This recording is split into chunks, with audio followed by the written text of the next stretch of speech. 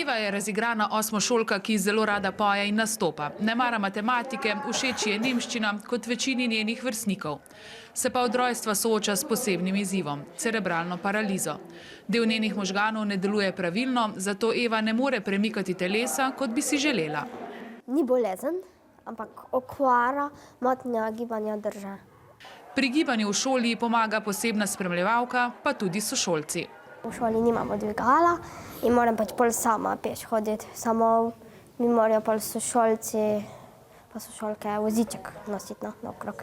Zdi se mi, ko je že tako dolgo poznam, da je v redu, da ji pomagam. Je pač ful v redu, ful se razumemo in tudi pomagam, če kaj rabi. Zdravniki so ugotovili, da bi Evi lahko pomagala operacija v ZDA, saj bi se po okrevanju lažje gibala. 4 leta kao traja to, da bom lahko čisto hodila. V času zdravljenja potrebuje veliko terapij, te pa stanejo veliko denarja, zato sošolci zanjo zbirajo zamaške. Ful se mi zdi v redu, pač, da je, zato ker cela Mežiška dolina zbira te zamaške, pa papir smo tudi zbirali. Sošolci in sokrajani pa so se odločili, da v prednovoletnem času pripravijo tudi dobrodelni koncert.